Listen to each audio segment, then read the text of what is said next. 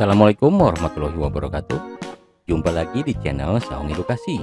Video kali ini berisi rangkuman materi PPKN untuk kelas 10. Bab 3, bagian B, lembaga-lembaga negara menurut Undang-Undang Dasar Negara Republik Indonesia tahun 1945.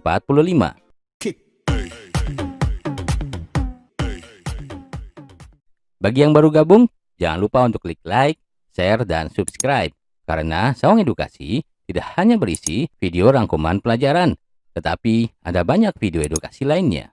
Undang-Undang Dasar Negara Republik Indonesia tahun 1945 sebagai konstitusi Indonesia mengatur keberadaan lembaga-lembaga negara, mulai dari tugas, fungsi, wewenang, sampai pada susunan dan kedudukannya. Aturan dalam konstitusi ini dijabarkan oleh undang-undang, yaitu 1. Undang-Undang Nomor 42 Tahun 2014 tentang MPR, DPR, DPD, dan DPRD. 2. Undang-Undang Nomor 3 Tahun 2009 tentang Mahkamah Agung. 3. Undang-Undang Nomor 4 Tahun 2014 tentang Mahkamah Konstitusi. 4. Undang-Undang Nomor 18 Tahun 2011 tentang Komisi Yudisial. 5. Undang-Undang Nomor 15 Tahun 2004 tentang BPK. Kekuatan suprastruktur politik yang tergolong ke dalam lembaga tinggi negara Indonesia adalah sebagai berikut. 1. Majelis Permusyawaratan Rakyat. 2. Dewan Perwakilan Rakyat. 3. Dewan Perwakilan Daerah.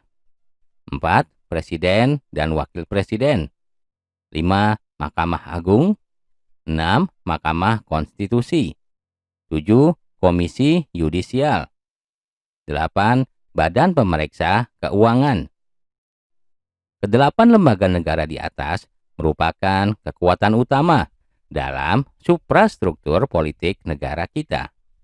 Secara garis besar, berdasarkan Undang-Undang Dasar 1945, tugas dan wewenang lembaga negara yang merupakan kekuatan suprastruktur politik di Indonesia adalah sebagai berikut. 1. Majelis Permusyawaratan Rakyat atau MPR.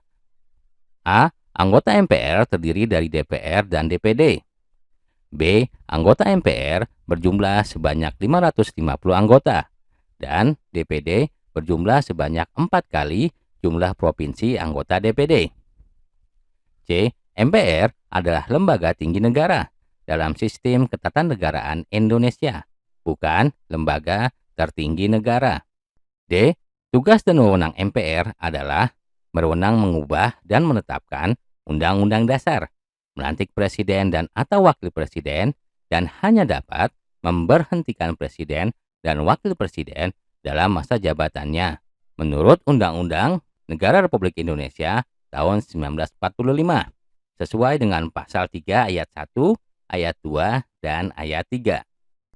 MPR juga memiliki hak dan kewajiban seperti diatur dalam Undang-Undang Nomor 22 Tahun 2003 tentang susunan dan kedudukan MPR, DPR, DPD, dan DPRD. 2. Presiden. Presiden dan wakil presiden dipilih langsung oleh rakyat dalam satu pasangan calon.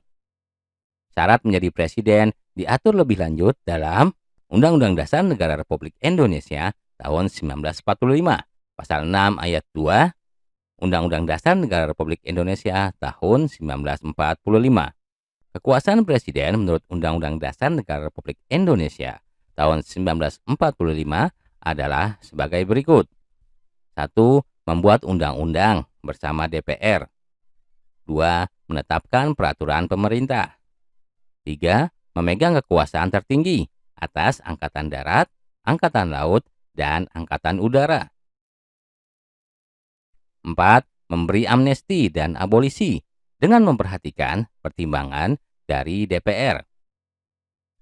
5. Memberi gelar, tanda jasa, dan lain-lain tanda kehormatan. 6. Membentuk Dewan Pertimbangan yang bertugas memberikan pertimbangan dan nasihat kepada Presiden. 7. Mengangkat dan memberhentikan menteri-menteri negara. 8.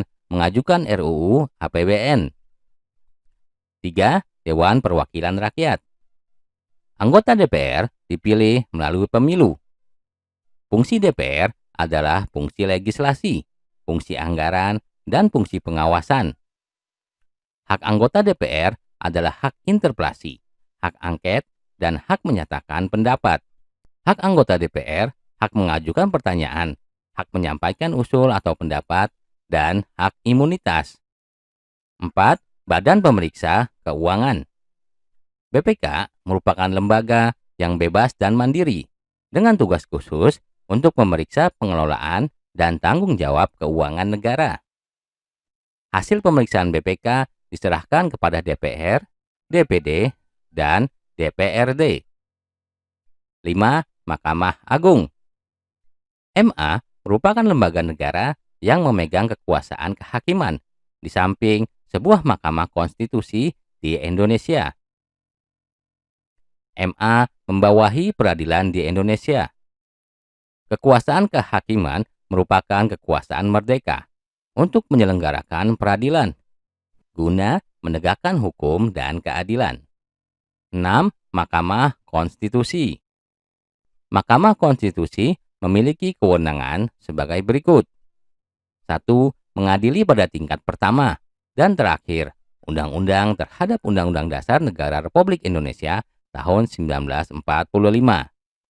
2. Memutus sengketa kewenangan lembaga negara yang kewenangannya diberikan oleh Undang-Undang Dasar Negara Republik Indonesia tahun 1945. 3. Memutus pembubaran partai politik. 4. Memutus hasil perselisihan tentang pemilu. 5. Memberikan putusan atas pendapat DPR mengenai pelanggaran presiden dan atau wakil presiden menurut Undang-Undang Dasar Pasal 24C Ayat 2 Undang-Undang Dasar Negara Republik Indonesia tahun 1945. B. Mahkamah Konstitusi beranggotakan 9 orang. 3 anggota diajukan MA, 3 anggota diajukan DPR, dan 3 anggota diajukan Presiden. 7. Komisi Yudisial.